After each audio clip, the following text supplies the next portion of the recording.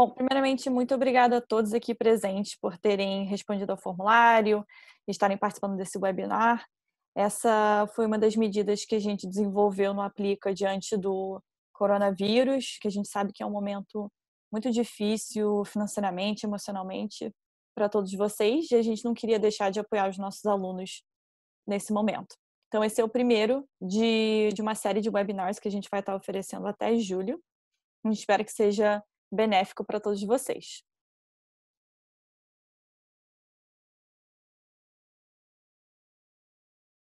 Bom, aqui é a agenda do que a gente vai estar falando hoje. A gente vai começar com uma introdução sobre quem o aplica, né? E falando também sobre uma visão geral da aplicação.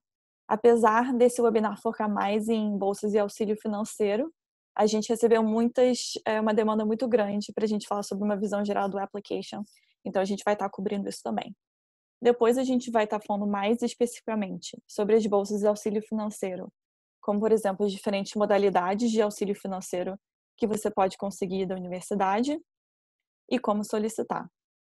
Depois, a gente vai falar mais especificamente sobre what it takes, né? Estudos de caso de alunos que já passaram pelo Aplica e como eles fizeram para conseguir, muitas vezes, bolsas de 100%. E é importante vocês analisarem como existe bastante variação nos diferentes casos do que é possível para você ver o que é relevante para você. Depois a gente vai pontuar algumas mudanças específicas que têm ocorrido por conta do Covid e que vocês devem se atentar. E aí a gente vai abrir para o nosso Q&A, né, nossas perguntas e respostas, que aí vocês vão poder perguntar pelo chat. Legal. Então, quem é o Aplica?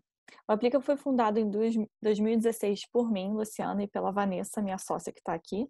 Eu sou a diretora executiva e ela é a diretora de operações.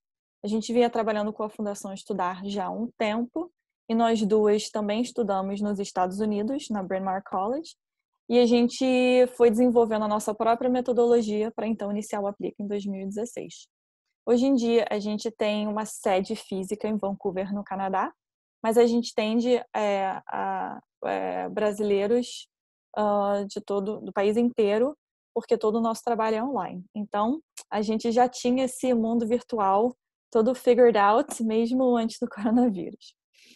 A gente se tornou líder em consultoria para admissão à graduação e mestrado nos Estados Unidos e no Canadá, com resultados como, por exemplo, uma taxa de aceitação de 87%, sendo que 93% desses alunos conseguem bolsas de 40% a 100%. E, junto com a nossa própria experiência sendo alunas de graduação e orientando alunos, a gente tem mais de 10 anos de experiência. Ok. E no Aplica, quais são os serviços que a gente oferece aos nossos alunos? A gente apoia 3 tipos de alunos. Primeiro, no nosso programa Aplica Júnior, a gente oferece mentoria e coaching para alunos do 9º ao 2º ano do ensino médio, que estão na fase preliminar de se preparar para estudar fora, mas ainda não vão aplicar naquele ano. E depois a gente oferece, através do Aplica Prep, suporte para alunos do 3º ano ou que estão no primeiro gap year, né, que é o ano entre o ensino médio e a universidade, e que vão aplicar naquele ano. Então, é um programa bem mais intenso. E através do Aplica Pós, a gente apoia e dá uma consultoria para candidaturas a mestrado em artes e ciências sociais. A gente ganhou umas premiações bem bacanas que solidificaram bastante o nosso trabalho. Então, além dos resultados que eu mencionei antes, ano passado a gente recebeu o Female Founder Award pelo Coast Capital Savings Venture Prize, que é uma incubadora aqui no Canadá. E também a gente recebeu o prêmio do Girls Gone Global, que foi que deu início ao nosso primeiro programa de bolsas para meninas líderes em suas comunidades. Iniciou ano passado e que a gente pretende continuar esse ano, se tudo der certo com o investimento. Bom, vamos então ir direto à visão geral da aplicação. Aqui a gente dividiu todos os componentes da aplicação em em 2 categorias. Primeiro, nos fatores objetivos e nos fatores subjetivos. tá? Então, nos fatores objetivos, são fatores que vão depender, são claros, que vão levar a números específicos. Então, são fatores bem concretos, que são os seus resultados nas provas padronizadas, como, por exemplo, SAT ou ACT, que são provas de lógica, e as provas de proficiência em inglês, que são o TOEFL ou IELTS. Depois, o que é importante? As suas notas no ensino médio, né? As universidades querem saber o que você está, qual a sua performance acadêmica na escola, porque isso tudo vai dar uma previsão para eles de qual tipo de aluno que você vai ser na própria, né, instituição deles. Então, eles olham muito para o passado, para eles poderem ter uma noção do futuro. E também o ranking na sua escola. Às vezes você tira, por exemplo, um 7, só que um 7 pode ser uma nota baixa numa escola e uma nota alta em outra escola. Então, se você for um aluno que tem uma média 7, mas você é o top 1 da sua turma, isso é muito bom. Então, isso são coisas que são mais fáceis de serem avaliadas e de você fazer um match para ver se o que você tem, né, de números é igual ao que a universidade demanda. E depois a gente tem os fatores subjetivos, né, que tem a ver mais com os valores, que são as coisas mais difíceis do application e que só que podem te dar um diferencial bem grande. Então são elas, atividades extracurriculares. Como que você passa o seu tempo fora da escola? Carta de recomendação. Como que os professores e o diretor da escola falam sobre o seu seu desempenho, né? Então às vezes você tem uma nota X, mas como que você ajuda os seus colegas na escola. Depois a gente tem as redações, então personal statements e as suplementares, que é onde você pode contar a sua própria história, do que é importante para você, dos seus interesses e dos seus valores.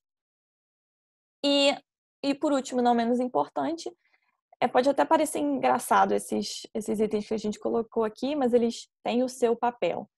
E aqui a gente pode ver história de vida e personalidade e perfil socioeconômico.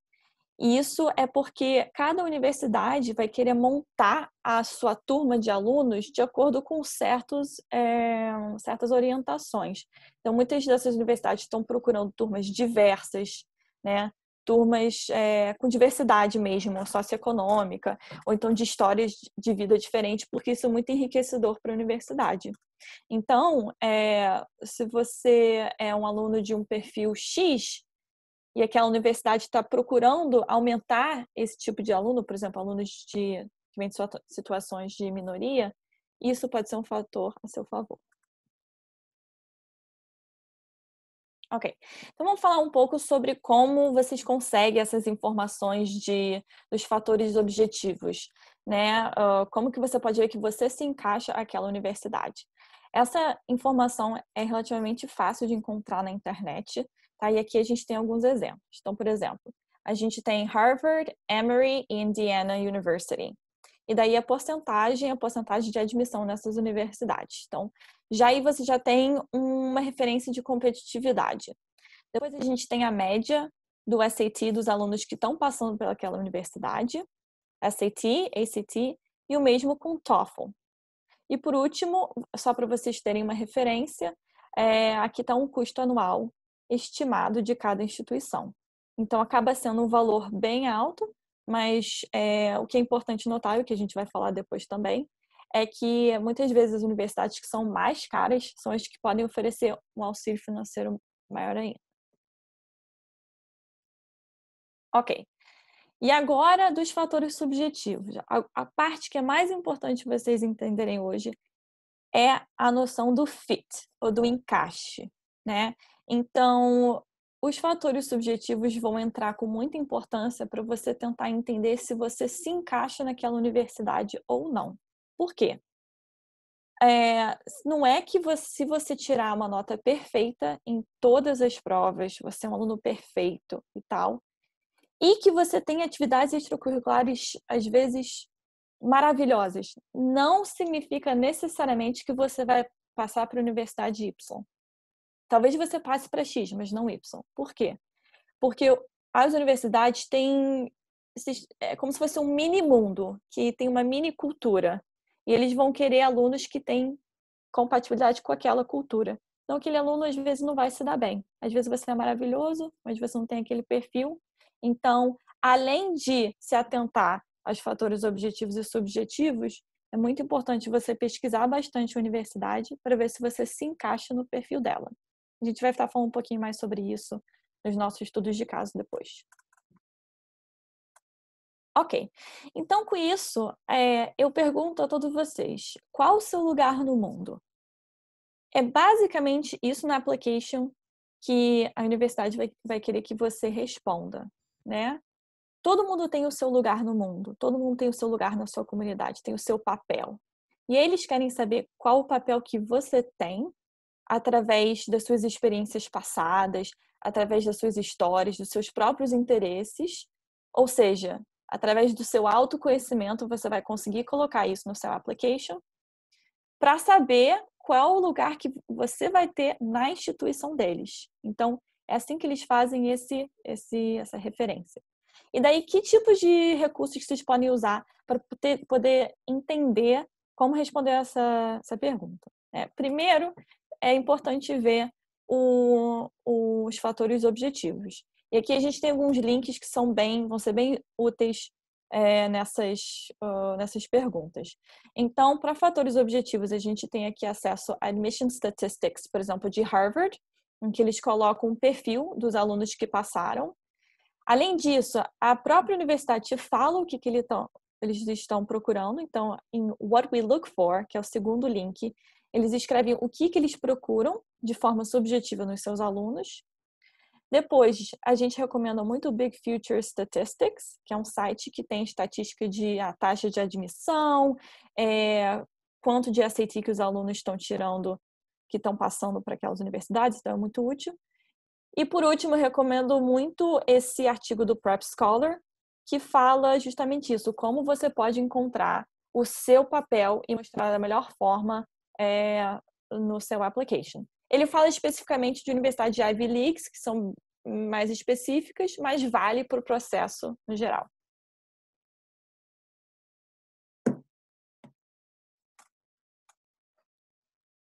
Agora eu vou repassar para a Vanessa, que vai falar sobre formas de custear a sua graduação. Obrigada, Lucy. Bom, pessoal, então o tema, né, de hoje principal é a questão das bolsas do auxílio financeiro, que a gente entende é uma pergunta muito comum e muito importante, né? Porque, como a gente já mencionou aqui por alto, e como vocês já devem saber, o custo da graduação, seja nos Estados Unidos ou no Canadá, ele é bastante alto, ainda mais quando se considera a alta do dólar, e é um desafio, né, de verdade, assim, custear a graduação. Então, aqui a gente vai explicar para vocês alguns dos termos relevantes, qual é o processo de busca de uma bolsa, quais são os documentos necessários e, no fim do dia, quais são os fatores que podem aumentar a chance de vocês na hora de obter uma bolsa. Assim, de início, o que a gente pode dizer? Bolsas integrais ou bolsas de 90%. São possíveis? São. A gente já viu esses casos. Eles existem, mas são extremamente raros. Então, é o primeiro ponto a colocar, não para desencorajar, né, ninguém, mas para a gente lidar com essa realidade e prestar bastante atenção no que a gente tem que desenvolver e focar para conseguir chegar nesse objetivo. Então, primeiro, a gente vai explicar para vocês quais são os tipos de bolsa. São diversos tipos de recursos financeiros que as universidades podem oferecer e que vocês podem buscar, então, solicitar. Então, em português, quando a gente fala de bolsas, né, no geral, a gente está falando do que são os scholarships para uma universidade americana ou canadense. Então, a gente vai falar um pouquinho do que define, né, o scholarship.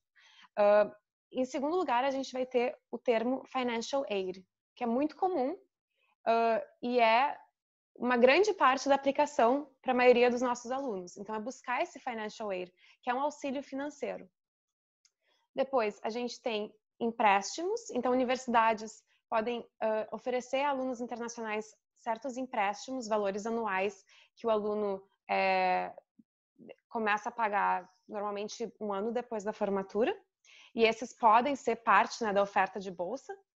E tem opção de trabalho no campus, né? Isso varia muito de universidade para universidade, mas muitas vezes quando se recebe uma oferta de algum tipo de bolsa ou auxílio financeiro, a universidade contempla também um emprego no campus, que pode ser trabalhar na biblioteca, trabalhar no escritório, trabalhar na cafeteria, e esse é um trabalho pago que também ajuda, né, com os custos da graduação.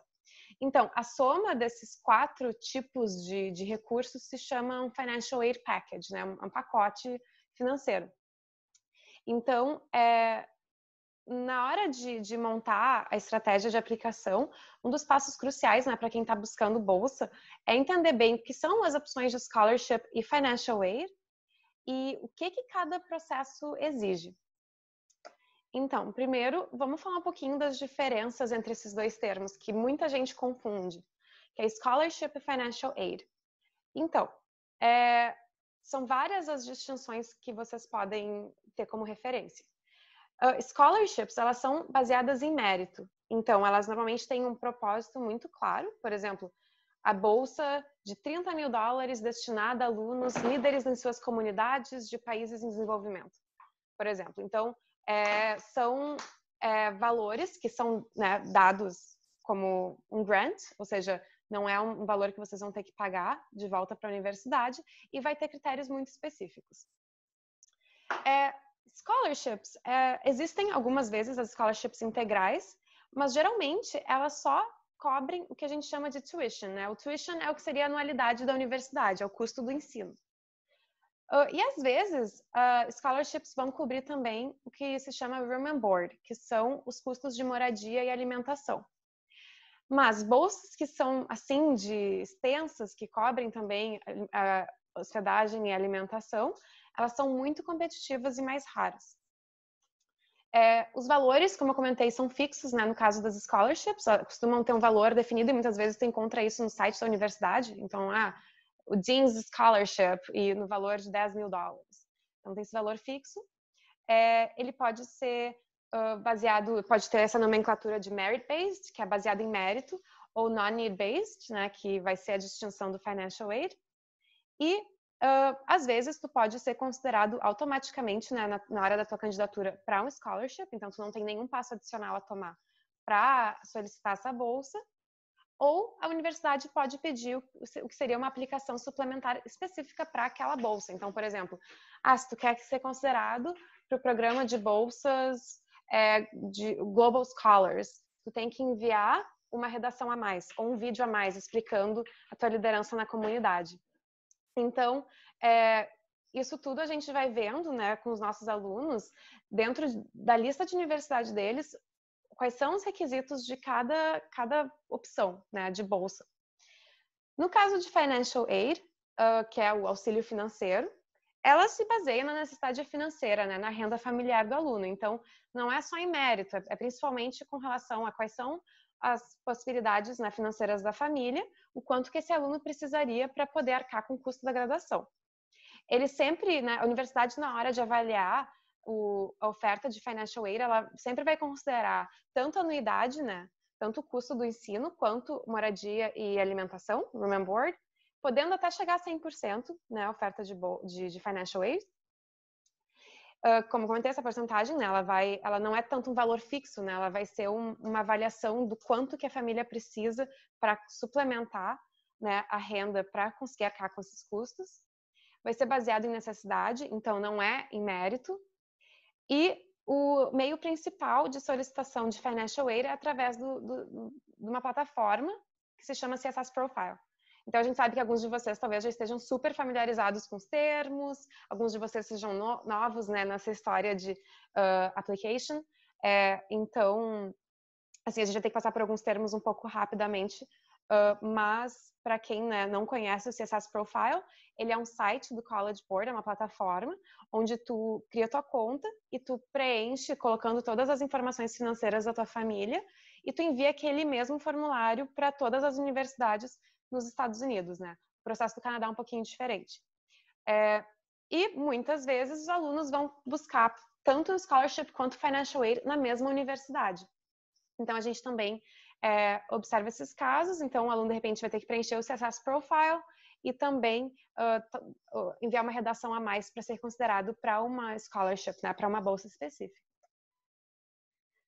Ok, então na hora de vocês fazerem a pesquisa de vocês, né, falando de financial aid, quais são os tipos que eu sou elegível? Vocês vão encontrar 3 termos principais que causam bastante confusão também entre os alunos. Então a gente quer explicar para vocês, né, quais são. Vocês vão encontrar universidades que se chamam need aware, ou seja, elas são cientes, elas consideram a tua condição financeira na hora de avaliar a tua aplicação. Então, numa escola que é need aware, elas podem estar comparando 2 alunos de perfis equivalentes, né? Digamos que os 2 têm voluntariado parecido e notas parecidas, mas um pode pagar mais que o outro. Eles podem, então, dar preferência para o aluno que pode pagar mais. Então, uma escola need aware tem esse desafio, né, de que as tuas chances como um solicitante de bolsa podem ser menores.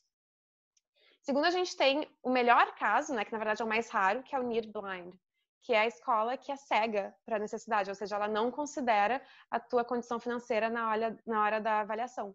Então, eles vão avaliar os alunos de acordo com os méritos, com a aplicação no geral, e quem eles quiserem na turma deles, eles vão aceitar e vão oferecer a bolsa que seja necessária ou financial aid.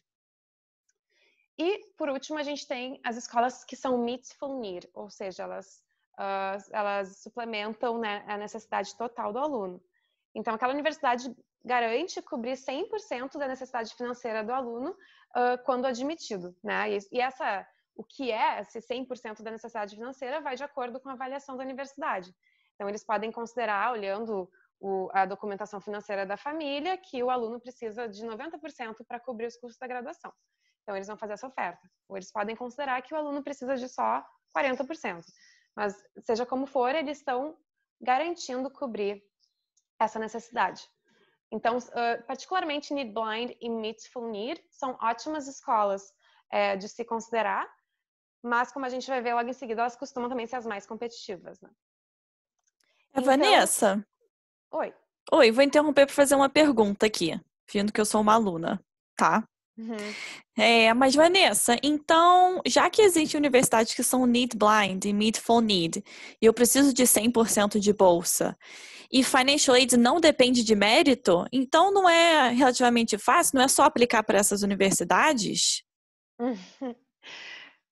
Poderia ser, né? Mas como a gente vai ver, essas são as que vão ser mais criteriosas, elas vão levar em consideração, sim, o mérito em termos acadêmicos ou em termos de voluntariado, mas elas vão levar em consideração o todo do aluno e vão levar em consideração o que elas estão buscando para si. Como a Luciana comentou, quais são os perfis de alunos que eles estão buscando, quais são para preencher a diversidade que eles querem. Então, não sei se a Luciana responderia essa aluna dessa maneira também, se tem alguma coisa a adicionar. Sim, eu responderia a mim mesma que com certeza, exatamente, eu acho que a Vanessa vai mostrar alguns exemplos, mas é importante fazer uma distinção adicional também, pessoal, que vocês só vão ver geralmente scholarships em universidades que que geralmente não são tão competitivas. Então, no caso, essa questão do mérito fica ressaltada. E eles têm essa política justamente para trazerem esses alunos que são mais assim de uns superstars, assim, né, os alunos estrela, para puxar o nível dos alunos para cima. No caso dessas outras universidades que oferecem só auxílio financeiro, todo mundo que passa é um aluno de estrela. Então, se eles dessem bolsas de mérito, eles teriam que dar para todo mundo. Né? Então, vai entrar um caso bem mais específico do seu perfil, se você se encaixa naquela universidade, além de já ter todos os outros requisitos. Sim, exatamente. Então, muitas vezes, né, a gente pensa, eu tenho necessidade, isso é o suficiente para ter um financial aid, né? Não vai ser, você tem que passar por uma série de critérios para chegar naquele ponto em que a universidade está sequer considerando a bolsa que vai oferecer. Então, aqui a gente tem algumas combinações de cenário, só para mostrar para vocês que cada universidade ela pode ser uma combinação de Need Aware ou Need Blind e Meet Full Need ou não. Então, enfim, não para complicar mais, né, as coisas, mas na hora de montar a lista de universidades, a gente sempre vai olhar bem, ok, quais são as políticas de cada uma, ela é need aware, é need blind, ela pode meet full need, e com isso a gente vai fazer um jogo estratégico mesmo, de maximizar as chances diante dessas opções. E aqui a gente tem alguns exemplos de universidades que se encaixam em algumas dessas categorias para vocês terem como referência. Então, escolas que são need blind, ou seja, que elas não consideram a tua necessidade e se comprometem a cobrir a tua, né, o 100% do que tu precisa para entrar na universidade, elas estão entre as mais competitivas, né? Aqui a gente vai ter Harvard, MIT, Princeton, Yale, Amherst, que é uma escola de artes liberais extremamente competitiva. Então, né, tem um caminho longo para se percorrer para chegar nesse tipo de conquista. No caso de Meet Full Need, a gente tem alguns exemplos a mais aqui, algumas escolas super interessantes, talvez que algumas vocês não conheçam, que são muitas vezes um pouco menores que as Ivy Leagues, né? Mas que são excelentes e, enfim, de excelência de ensino. Então, algumas ideias aqui para vocês explorarem. A gente tem a fonte do site que tem essas listas todas para vocês já irem se familiarizando com algumas opções, além das famosas que a gente normalmente conhece no Brasil. Bom, então na hora de vocês estão montando, começando a considerar onde vocês querem estudar, onde é que vocês têm maiores chances, tem, eu diria, 2 pontos de atenção, né? Primeiro é verificar exatamente o que cada universidade exige como parte da solicitação de bolsa e tão ou mais importante é quais são as modalidades, quais são as opções disponíveis para alunos internacionais. Muitas vezes, os alunos chegam para a gente, eles fizeram uma pesquisa e eles colocaram lá, universidades que oferecem bolsas, tipo, colleges that offer scholarships. Então, aparecem universidades, às vezes, estaduais, e o aluno acha que é elegível, né, sendo brasileiro. Mas, na verdade, não é sempre. Às vezes, as universidades elas oferecem bolsas ou financial aid somente para alunos americanos, né? No caso dos Estados Unidos, ou canadenses, no caso do Canadá.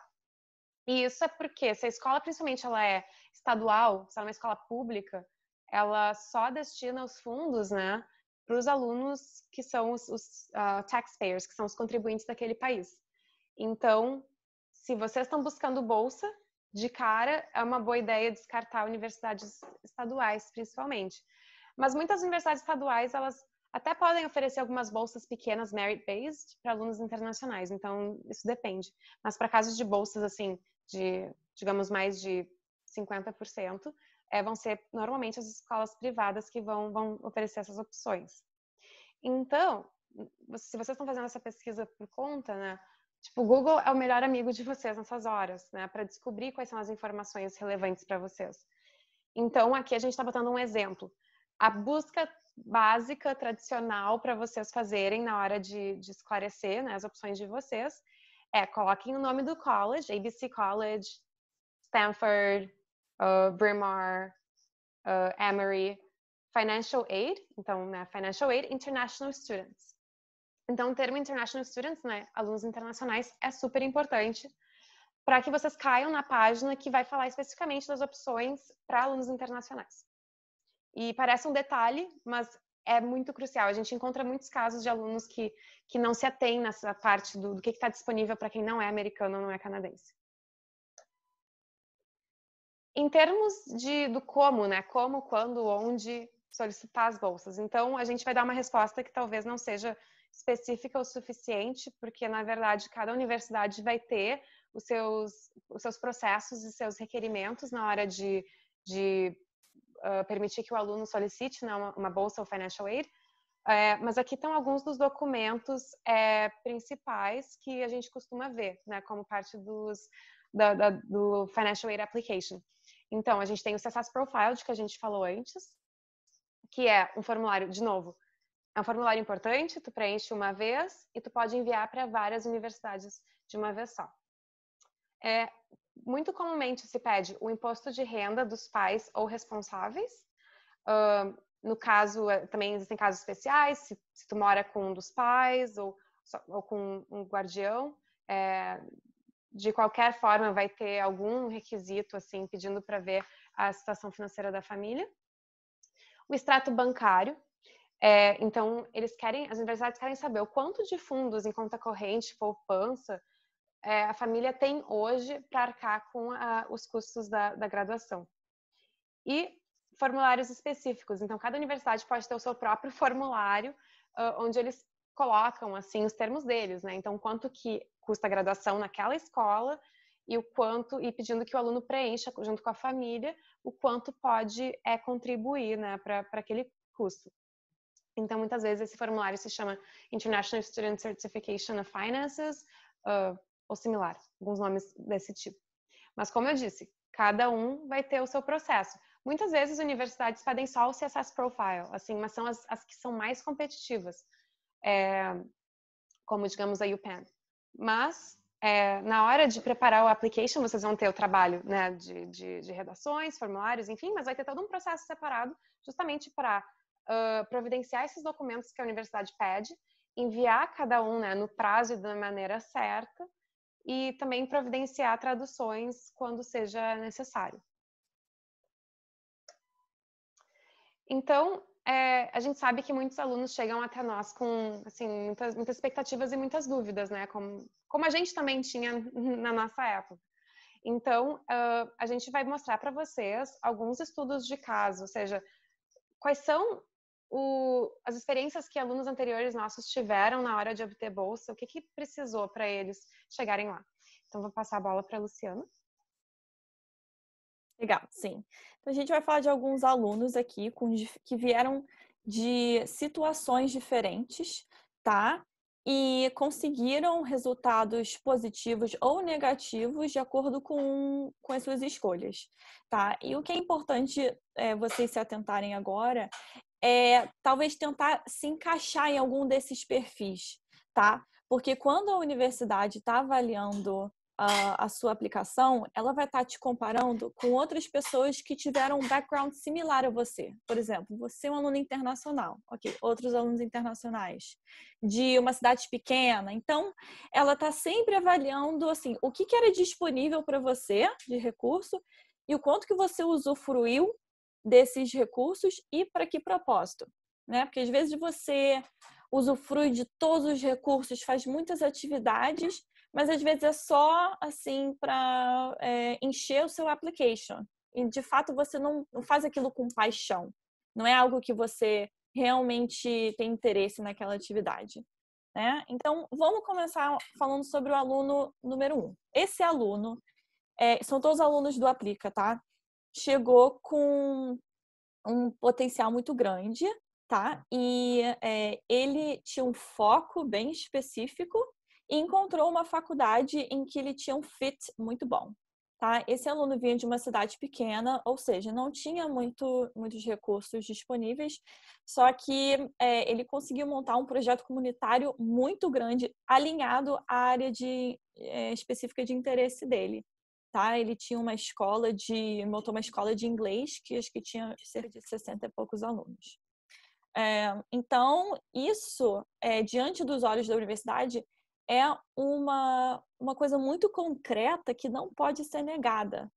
E para eles veem, ok, esse aluno está me mostrando uma prova, uma evidência do que ele é capaz. Então, se ele conseguiu fazer isso com esses recursos que estavam disponíveis, ele, na nossa universidade, vai conseguir fazer muito mais, certo?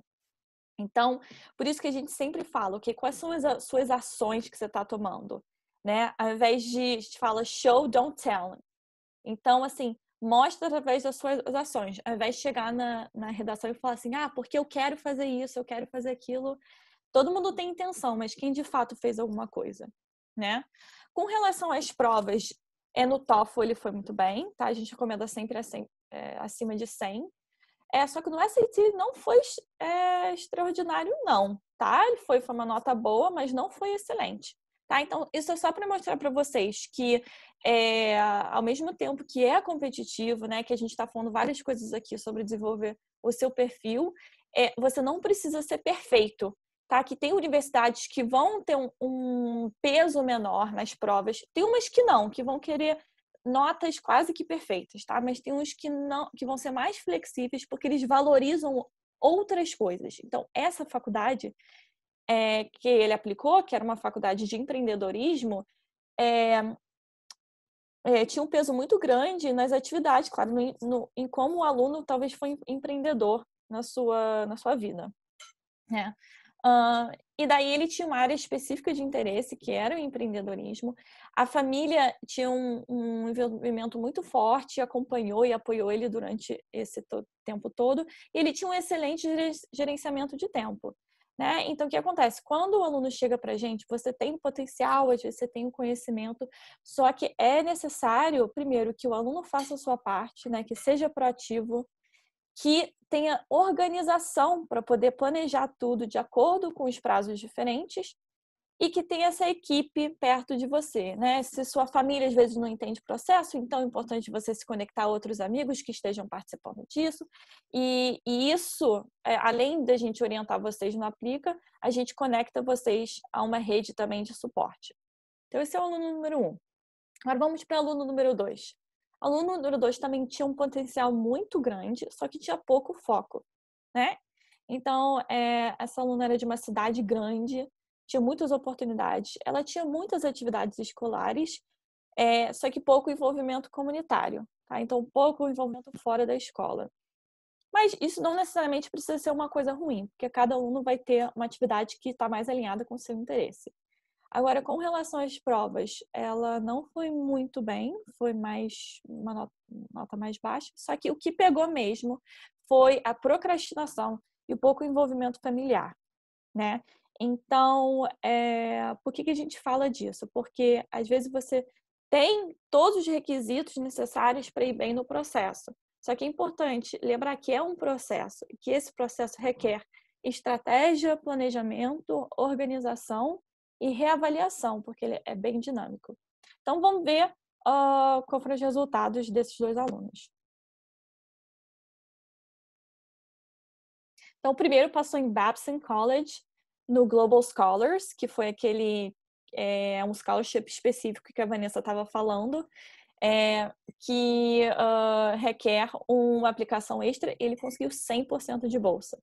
Tá? Importante ressaltar aqui que ele aplicou Early Decision, né? Então, para você poder aplicar Early Decision, você tem que ser bem organizado, só que a gente sempre recomenda, porque geralmente é uma chance melhor de conseguir um resultado positivo. E a missão dele, a experiência dele e o que ele estava procurando estava diretamente alinhado não só ao perfil da universidade, mas como também a bolsa que ele aplicou. Então, por isso que a gente fala que ele teve um foco muito grande, um interesse bem específico, e esses 2 eram um encaixe, um fit muito bom com a universidade. Já a segunda aluna, por conta de uma questão de falta de organização e procrastinação, infelizmente, conseguiu apenas 3 ofertas de admissão e a bolsa foi insuficiente, né? Às vezes, às vezes 40% poderia ter sido suficiente para uma outra aluna, mas no caso de auxílio financeiro, por isso que a gente está falando muito sobre esses detalhes do seu perfil, de como você monta a sua aplicação, porque infelizmente você vai precisar ter um perfil mais forte do que a pessoa que está aplicando ao seu lado e não precisa de tanto financial aid. Ok. E agora a gente tem mais 2 casos aqui, que também são casos diferentes, né? Que pegaram um caminho alternativo. Então, é claro que a gente vai ter o caso da Superstar, né? Top com relação à sua média, né? Suas notas na escola, a colocação dela era top 10% em uma escola super competitiva. As notas nas provas padronizadas excelentes, né? 1460 no SAT, SAT Subjects Física e Math 2 excelente, resultado em Olimpíadas nacionais e internacionais dentro da área de interesse dela, de robótica, proatividade e liderança. Essa aluna, além de fazer todo o seu papel no processo de mentoria, ela buscava sempre além, né? Pesquisava além do que era dado a ela, buscava outros recursos. E acho que é super importante ressaltar aqui que o personal statement dela foi excelente. Então, não é porque você tira notas que isso vai garantir o seu resultado, né? Mas o personal statement dela foi excelente. Por quê? Porque era honesto, era uma era autêntico, tinha a ver com os interesses dela e era uma prova, era uma história sobre ela, como ela tinha conquistado a resiliência, baseado em fatos reais, em fatos da vida dela. Ok, e por último a gente tem um outro caso que às vezes é menos por um interesse acadêmico e mais pela sua personalidade, a sua missão pessoal, né? Então, essa pessoa tinha um perfil diverso, tinha excelência em performance acadêmica, mas também o portfólio artístico, né? Então, às vezes, não é que a gente esteja falando que, ai meu Deus, se você tem mais de um interesse, ferrou, assim, são muitos interesses. Não é isso, dá para fazer uma combinação dos seus diferentes interesses, desde que eles tenham um propósito e que você tenha um interesse, uma missão maior, né? As notas também das provas padronizadas foram excelentes. E com relação às atividades que ela fez, ela tinha bastante engajamento comunitário, então ela fundou um projeto de empoderamento feminino e participou em outras atividades também de engajamento comunitário. Participou de um programa de verão nos Estados Unidos, o Yale Young Global Scholars, e ela tinha uma missão muito clara com relação a o porquê que ela estava buscando aquela educação, né? Por que ela queria ir para a universidade? E era para querer melhorar a educação no Brasil. E ela conseguiu uma universidade que estava em direto match ao propósito dela. Então, vamos ver os resultados. Ok, então a primeira, Superstar, passou em Stanford com 94% de bolsa, mas eu gostaria de ressaltar que ela não passou para outras universidades, tá? Como, por exemplo, a Rice University. Eu acho que é Princeton University também. Então, é importante eu falar isso por quê? Porque entra muito aquela questão do fit. Então, qualquer pessoa olhando para esse perfil diria, mas ela vai passar para tudo. Não necessariamente. Às vezes, esse perfil não é certo para um outro tipo de universidade. Então, é importante, muito importante, vocês pesquisarem muito bem as universidades quando vocês forem montar a lista de universidades de vocês.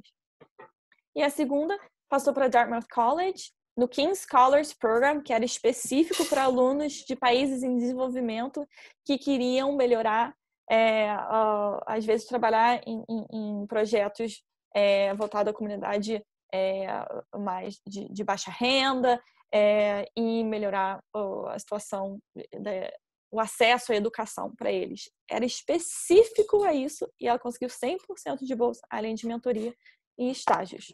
Só que também não recebeu um resultado favorável em outras universidades. Então, assim, aqui a gente tem um pupurri aí de alguns casos para vocês se atentarem, alguns que parecem mais claros, uns que parecem menos claros.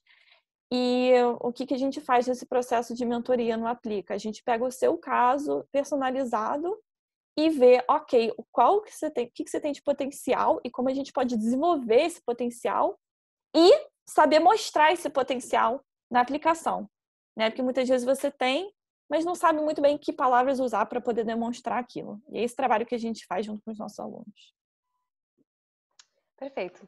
E para adicionar ao desafio que a aplicação, né, parece ser, que assim, um parênteses, né, eu gosto de dizer que o processo muitas vezes ele não é tão intelectualmente desafiador como pode ser um vestibular numa universidade super, mega, ultra competitiva no Brasil. Mas ele é complexo, ele é holístico, são muitas, né, peças que tem que se encaixar.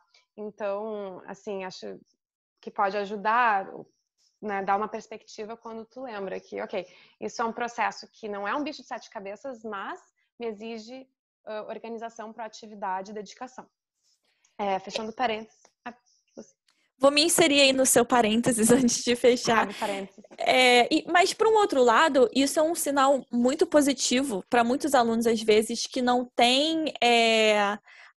não são super sagazes na parte das provas, né? Porque é importante lembrar que essas provas, você tem que saber fazer a prova, né? Não necessariamente você... só sabendo o conteúdo, você vai saber a prova. É muito diferente do vestibular. Mas, por um outro lado... isso tudo é só um resultado também de trabalho e persistência.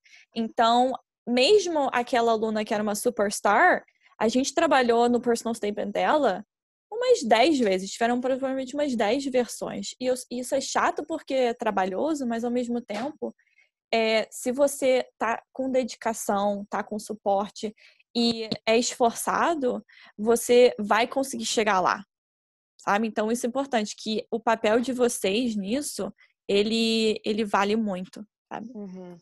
Sim, são essas qualidades pessoais, sabe? No fim do dia, o que eu pessoalmente aprecio, assim, no processo de application, né, de aplicação, é que, ao contrário de um vestibular, onde só o que importa são as tuas notas naquele dia do ano, no caso do application, a gente está olhando para todo o histórico de performance, de interesse, de dedicação. Então, assim, para vocês que estão aqui no webinar, alguns podem estar já no ano da candidatura, outros podem ser um pouco mais novos.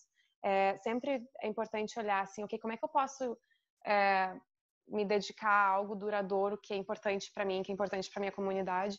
E isso é uma coisa muito legal que, por si só, né, independente do valor dela na aplicação. Mas, enfim, a gente pode falar aqui muito tempo dessas coisas, mas vamos passar para outro assunto importante também, que obviamente a gente está, né, não importa onde tu esteja, tu está vendo os impactos do Covid-19, né?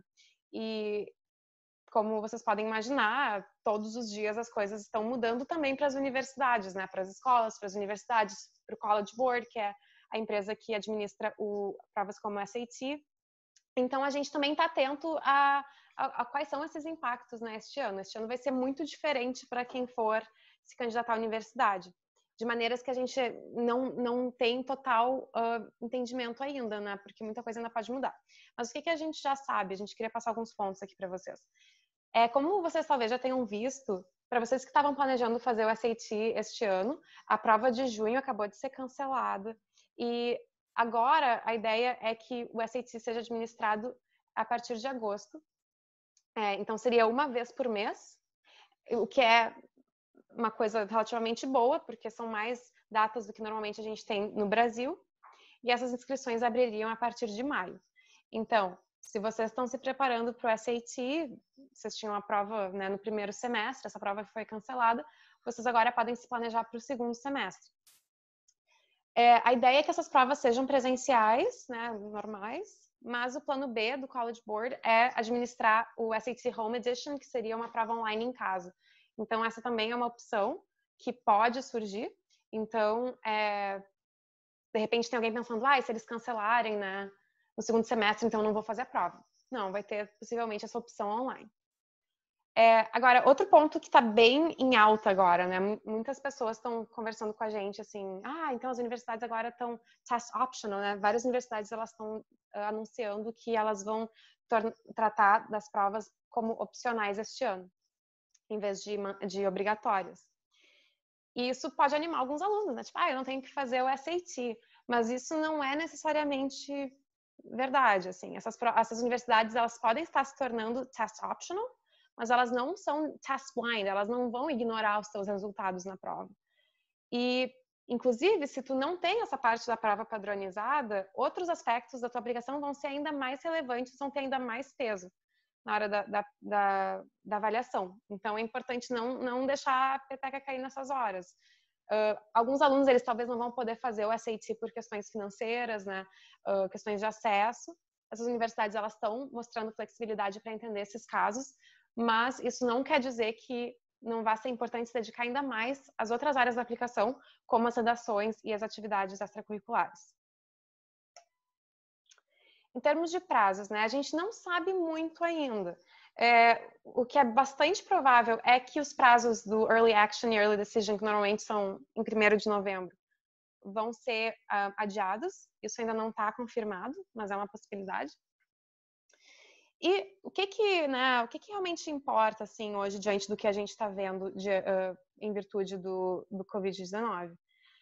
É uma necessidade de se aproveitar o tempo que a gente está ganhando em casa.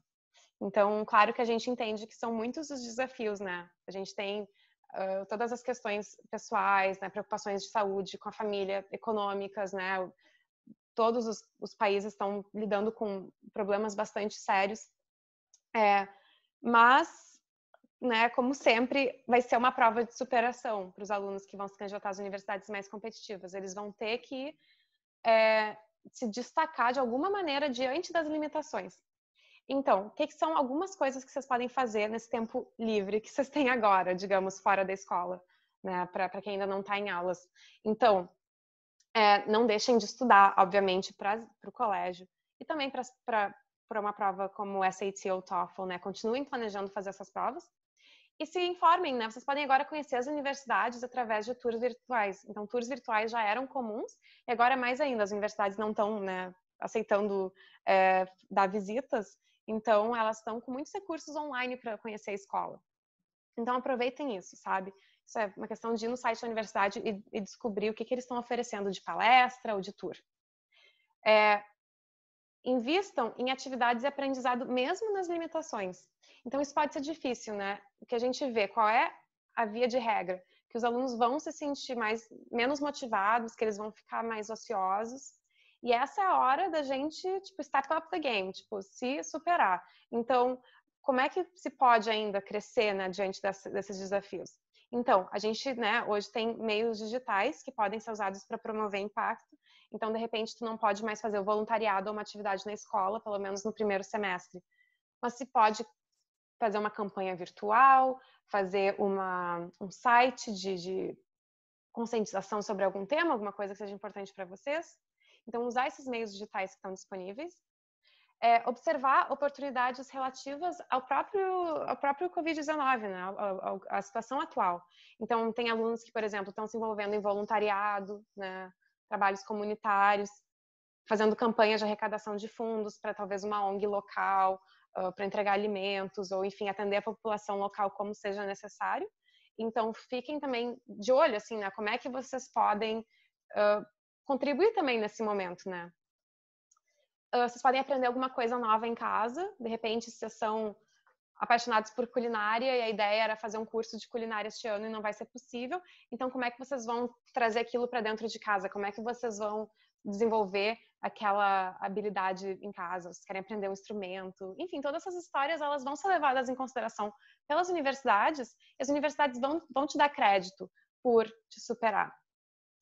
E, como sempre, está em negrito, né? Exercer proatividade e iniciativa. Então, como eu comentei, a tentação agora é de diminuir o ritmo, né? E de se sentir desmotivado ou de se sentir ocioso. Mas agora é super importante, não importa o estágio em que vocês estejam, exercer a proatividade, tipo, aproveitar esse tempo, usar ele de maneira sábia, efetiva, né? Claro, sempre respeitando o bem-estar, a saúde física e mental nessas horas, mas aproveitando, né? Tirar vantagem desse tempo a mais para se informar, para se melhorar, para pensar em novas formas de passar por de lidar com essa situação. Então, a gente está trabalhando também com os nossos alunos, principalmente este ano, em como usar esses desafios atuais para crescer. Então, quais são algumas das medidas do Aplica, né, diante também dessa situação? A gente entende que são muitas as incertezas, né, para as famílias e para os alunos. Então, a gente está com algumas medidas este ano para acomodar também essas incertezas. Então, este é o primeiro webinar que a gente está oferecendo de uma série, que vai até julho, onde a gente vai, né, com base no que vocês pedem de interesse, a gente vai oferecer informações que podem ajudar vocês a se planejar e se preparar este ano. Para os alunos que tenham interesse, né, em trabalhar com a gente. Então, a gente está num período de matrículas abertas, oferecendo opções flexíveis de pagamento, também, né, levando em consideração toda a situação atual. E a gente também vai estar com uma turma iniciando em agosto, né? Então, a gente sabe que muitas famílias estão esperando para tomar decisões até o segundo semestre.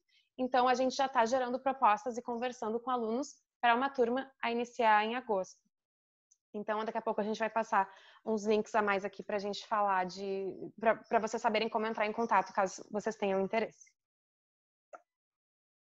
Bom, e então, assim, passando um pouquinho, né, e também em virtude do tempo, a gente queria responder algumas das perguntas que vocês enviaram lá naquele formulário de interesse do webinar. Então, a gente recebeu várias perguntas, a gente vai tratar delas cada mês. Muitas vezes as respostas elas vão ser muito vão depender muito, né, da situação do aluno. A gente vai tratar delas de maneira geral, mas claro que cada um vai ter suas peculiaridades. Então, a primeira pergunta, né, alguém comentou: estou confusa por onde começar minha pesquisa e como devo iniciar minha preparação. Pretendo aplicar em 2022 para graduação nos Estados Unidos. Então, é uma pessoa que está começando cedo, digamos, a preparação. Então, Lúcia, se tu quiser... Eu acho que primeiro é importante ressaltar que nunca é cedo, assim, para começar a se preparar, né? Levando em consideração aí uns 2 a 3 anos, é um momento ótimo. Por quê? Naqueles itens que a gente falou sobre todos os componentes da aplicação, existem alguns que demandam mais tempo de desenvolvimento do que outros. Como a Vanessa falou, né? As universidades olham para o seu histórico e é todo um processo que está envolvido, né? O tipo de coisa que você estuda para uma prova, fez e acabou. Então, daí, o que a gente recomenda para essa aluna? Ou para vocês que não vão aplicar esse ano, vão aplicar ano que vem, né? O primeiro primeiras coisas é ver como estão as suas atividades extracurriculares e qual o conhecimento que você tem do processo, né? Primeiro sobre as atividades. Mas eu não tenho muita coisa acesso. Vê o que tem disponível ao seu redor e ver como que você pode alavancar, aproveitar as oportunidades que estão disponíveis para você. Ou então criar uma oportunidade, né? E ver como que você já está passando o seu tempo. Putz, eu estou investindo muito no meu tempo em mídias sociais. Ou até mesmo na escola. Lembrando que não é a quantidade, mas a qualidade. Às vezes você escolhe uma atividade, mas que você tem muito interesse e começa a desenvolver ela esse ano, e ano que vem você intensifica o impacto dela na sua comunidade. Então, é melhor que você tenha uma muito boa do que várias espalhadas. E daí, para os próximos passos, é fazer pesquisa de universidades, entender o que você procura, né, qual é o seu perfil, e começar a estudar para as provas padronizadas. Perfeito. A segunda dúvida. Então, tenho dúvidas quanto à aplicação por alguém que terminou o ensino médio em 2019 e começou um bacharelado em 2020. Então, é como se fosse um caso de gap year, mas a pessoa já iniciou a universidade no Brasil. Quais são as chances de admissão e bolsa? Então, assim, a gente já teve alunos no seu gap year que já tinham iniciado o bacharelado no Brasil. Como via de regra, o aluno que já terminou algum semestre, né, na universidade no Brasil, ele tecnicamente ele tem que se inscrever como um transfer student, né, que é um aluno de transferência, não de first year. Então, esse pode ser um desafio, mas é possível. As chances de admissão, elas não são necessariamente baixas, ou seja, vai depender muito de todo o perfil do aluno e também de como ele vem usando o tempo dele desde o ensino médio para se qualificar, para desenvolver seus interesses e tudo mais. E as chances de bolsa, elas são, não sei se a Lucy vai concordar, elas são, de forma geral, menores para quem vem de transferência. De novo, não é um caso impossível, mas os fundos costumam ser destinados principalmente aos alunos de first year, né? Os que estão vindo sem ter passado pela universidade antes. Eu concordo. Eu diria para essa aluna ou para esse aluno para primeiro avaliar assim o quão grande é esse sonho e se for realmente super importante. Eu assim, não estou vendo essa pessoa, né? Claro que é uma situação, é uma decisão importante e complexa, mas eu recomendaria trancar a universidade para evitar ao máximo entrar na posição de transfer, porque como a Vanessa falou, limita bastante as chances de bolsa.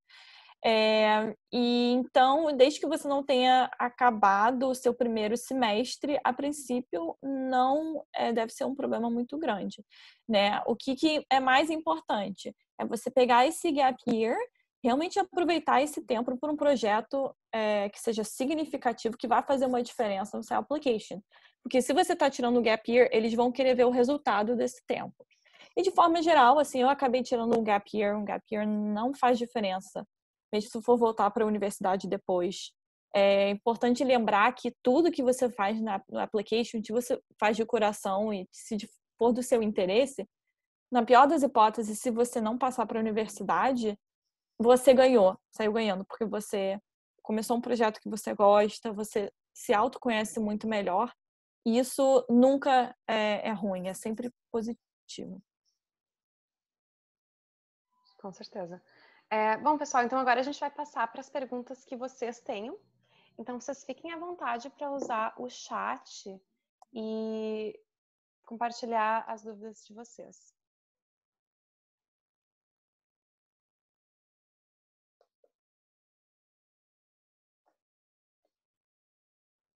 Você, só para confirmar, tu consegue visualizar o chat, né? Sim, consigo.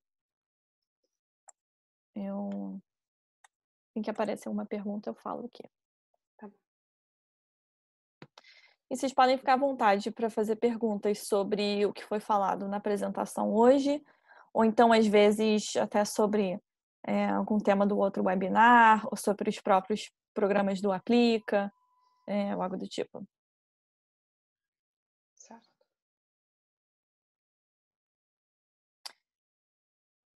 Bom, acho que não temos nenhuma dúvida até agora. Se alguém tiver algumas... apareceu aqui uma dúvida. Então, quais atividades vocês acham que as universidades mais se importam? Ok. Então, essa é uma pergunta excelente que a gente recebe bastante, essa pergunta. Infelizmente e felizmente, não existe uma resposta concreta para você. Não existe uma atividade que seja melhor do que a outra, né? Não existe uma que seja melhor do que a outra. Existe a que for melhor para você, né? Então, como que você vai saber que uma atividade é boa para você? Número 1, você se interessa por aquela atividade? E 2, você vai conseguir persistir naquela atividade, continuar desenvolvendo ela, mesmo ao longo dos anos, né, dos meses, mesmo quando as coisas ficarem difíceis? Isso é muito importante. E daí, dentro disso, pode ser qualquer tipo de trabalho comunitário, podem ser aulas, sabe? Pode ser Olimpíada, pode ser projeto científico, pode ser, por exemplo, a gente teve uma aluna que tinha um canal no YouTube, sabe? Com uns 300 mil inscritos ou até mais. Então, assim, tem que ser algo que seja do seu interesse. Com atividades que vão mexer com outras pessoas, assim, especialmente trabalho comunitário, o que vai ser importante? O que vai ser melhor? Atividades que tenham um impacto maior. Você está impactando muitas pessoas, sabe? Quais são os resultados que você está tendo através das suas ações? Só que, por um outro lado, às vezes você pode ter um projeto que é mais pessoal mesmo, mais individualizado. Você é uma bailarina profissional, ou então você está desenvolvendo um aplicativo, sabe? Ou você é super interessado em aquário. Tem um cara que tem um canal do YouTube que ama aquário, assim. Então, tipo, pode ser super específico e super diferente, só tem a ver com você. Uhum.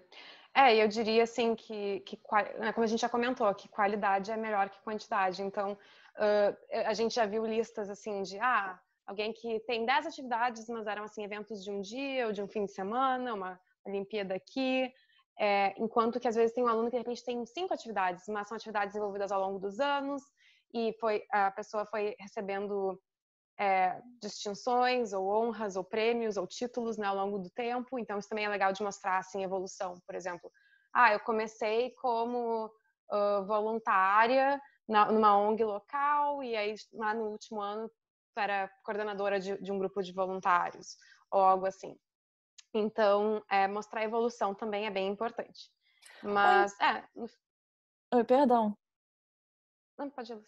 Não, ou então, assim, às vezes não é nenhuma atividade extracurricular, às vezes você não tem tempo porque você precisa trabalhar ou precisa estagiar para ajudar a sua família financeiramente. Isso é super louvável, sabe? Porque mostra o quê? Você tem que ver o que você está mostrando para a universidade através daquele seu envolvimento com o tempo. Isso mostra responsabilidade, sabe? Ou às vezes tem algumas atividades informais que você consegue transformar em uma atividade. Por exemplo, você tinha que todo dia ficar em casa e ajudar com seus irmãos mais novos a eles fazer comida para eles ou eles fazerem um dever. Isso também é uma coisa louvável que a universidade vai valorizar. Uhum. Então não sintam que tem uma fórmula ou tem assim as atividades aquelas mais tradicionais que vocês têm que exercer. Isso tudo vai depender de vocês, assim. E tá muito ligado também ao autoconhecimento, né? Então é um ponto que a gente reforça muito, assim. O que tá de acordo com a missão do aluno e o perfil dele, né? Cada um vai ter uma lista diferente. Então, esperamos que tenha ajudado. Como a gente falou, não é uma resposta específica, mas espero que dê algumas ideias aí para vocês. Bom, a gente tem uns minutos mais, algumas perguntas. O Ryan perguntou se a gente vai disponibilizar os slides. Então, a gente vai disponibilizar a gravação e os links que estavam num dos slides de recursos adicionais. A gente vai entrar em contato com vocês por e-mail e compartilhar esses recursos. Vocês têm dicas para escrita de essays? Então, a parte de redações é super, né, crucial e é uma em que a gente passa bastante tempo junto com os nossos alunos, né? Porque vai desde o processo de brainstorming ali, de gerar as ideias para redação, até, né, a parte da escrita e polir, né, como a redação, como o tema se desenvolve. Então, dicas para escrita de essays, não sei se tu quiser. Eu diria que isso foi um tema que foi bastante popular também nos formulários e eu acredito que a gente vai fazer um webinar dedicado ao personal statement das redações, como fazer o brainstorm. Então acho que eu daria uma pausa nessa pergunta e dar um play quando a gente for dar esse webinar. Porque é uma situação muito complexa, eu acho que a gente não vai conseguir dar um resultado, uma resposta né, muito simples agora. Mas fica de olho, a gente vai entrar em mais detalhe nesse webinar. É todo um assunto em si, assim. Para a família que não declara imposto de renda, como demonstrar necessidade? Bom, nesse caso, a gente teria que, né, avaliar a situação particular. Muitas vezes, a melhor ideia é contatar diretamente a universidade, explicar a situação e perguntar o que eles vão exigir, né? Eu sei que os meus alunos se surpreendem às vezes que as universidades elas dão respostas rápidas e com atenção para cada um, assim, né? Às vezes a gente sente, vou mandar um e-mail para Harvard, tipo, nunca vão me responder. E, na verdade, o pessoal de admissões costuma ser bem prestativo. Então, com dúvidas assim super específicas, a gente vai avaliar aquele caso, onde a gente não puder encontrar uma resposta certa. O melhor sempre vai ser contatar a universidade e perguntar o que eles oferecem como alternativa. Mas, de maneira geral, eles têm, quando a gente explica, né, a situação, eles vão oferecer opções, eles trabalham com alunos de todo mundo, né? Nem todos vão ter a mesma documentação. Próxima pergunta da Helena. Saber um pouco mais sobre os programas da Aplica. Posso responder? Então, Helena, a gente tem 3 programas, como a gente falou anteriormente, né? O Aplica Júnior, Aplica Prep e o Aplica Pós. Então, se você vai aplicar para a universidade esse ano, seria o Aplica Prep. E se você vai aplicar no ano que vem ou no outro ano, em 2022, com a outra aluna, seria o Aplica Júnior. E daí, todos os nossos programas envolvem sessões individuais de mais ou menos 1 hora com uma orientadora que vai te auxiliar em todo o acompanhamento do processo. Então, geralmente, os nossos programas duram em torno de 8 a 12 meses. Então, tem alunos nossos que fecharam contratos agora para terem orientação de abril a abril, e tem uns que vão, como a Vanessa falou, a gente vai abrir uma turma em agosto, que vão receber orientação de agosto até abril do ano que vem. Então, o que a gente faz? A gente, quem tiver interesse em um dos nossos programas, a gente vai botar um link aqui depois, você pode agendar uma conversa com a gente sem compromisso, em que a gente avalia o seu perfil de forma personalizada e a gente vê o que você precisa, né? Quantas sessões você precisa, o que você precisa mais de acompanhamento, e a gente monta uma proposta e manda para você. E aí a gente te auxilia a desenvolver todas as partes todos os componentes da aplicação, mas também te ajuda a organizar dentro do timeline bem específico de todos os prazos, né? Incluindo, e a gente desenvolve as atividades contigo, vê o seu plano de provas, a gente te ajuda a desenvolver e revisar as redações, a gente ajuda a pegar a documentação da escola e todas as outras documentações. Então, realmente é um serviço super completo. E quem tiver dúvida também pode entrar no nosso site, que tem os depoimentos dos nossos alunos. Certo. E a gente também já vai compartilhar um link para caso, né, vocês tenham interesse em conversar com a gente de maneira individual. Ok, a gente tem mais algumas perguntas, a gente tem 1 minuto mais, então vamos ver o quanto que a gente consegue cobrir. Tipos de redações, então a gente também acho legal também pausar esse tema e a gente voltar num webinar mais específico para as redações. Não é tanto uma questão de... Não tem uma fórmula, né, para essas redações, então a gente vai falar de alguns recursos, algumas estratégias efetivas, mas no fim do dia é sempre muito pessoal como é que a pessoa vai escrever a sua redação. De maneira geral, a gente sempre pode dizer que no caso do personal statement, o mais comum, o mais recomendado é que que o aluno se baseie numa história, numa vivência pessoal para demonstrar algum aprendizado ou impacto, ou enfim. Então, as universidades gostam de, né, aquela história show, don't tell, que a Luciana mencionou, que vocês mostrem o que vocês já conquistaram com histórias, exemplos, enfim. Então, a gente vai tratar disso, que a gente sabe que é um tema bem importante para todo mundo. O próximo webinar vai ser em maio. A gente não divulgou ainda a data, então a gente vai divulgar em breve. Fiquem de olho, sigam a gente no Instagram, no Facebook, e a gente vai divulgar dentro das próximas semanas essa próxima data. Os e-mails têm alguma estrutura básica? Acredito que seja em relação aos e-mails com dúvidas para a universidade. Uhum. Não. Seja você mesmo, só tente ser um pouco... Pesquise antes no site para ver se a resposta já está lá e a gente recomenda só mandar e-mail caso não esteja no site. Uhum. Isso. Eu acho que a gente pode, com relação ao tempo, a gente pode talvez escolher mais uma pergunta para responder. Certo. Bom, aqui, a Gabriele está falando que as notas da escola não são as melhores, a escola dela é muito competitiva, mas que faz umas atividades que realmente se importa. É claro que, assim, se você puder ter as notas altas, isso é muito melhor, mas não é algo que vá destruir totalmente o seu perfil. Então é importante se encontrar talvez outras formas de compensar por aquilo, ou então aplicar, como por exemplo nas atividades extracurriculares, ou então no SAT, né, ou no ACT, ou então aplicar para universidades que talvez não coloquem tanto peso no histórico escolar, né, nas notas. Uhum. E outro ponto é que vai ter uma carta de recomendação que vai ser enviada, que vai ser de um counselor, que normalmente no Brasil seria um conselheiro, diretor, coordenador de turma.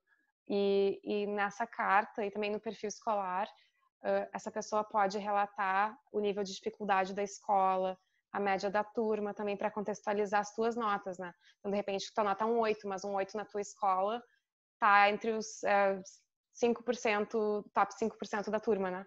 Então, nesse caso, tem a oportunidade de se explicar, né, o contexto. Bom, pessoal, a gente não conseguiu cobrir todas as perguntas, mas o que a gente vai fazer é anotar elas, trazer elas para um webinar futuro. E eu queria também aqui compartilhar alguns recursos com vocês.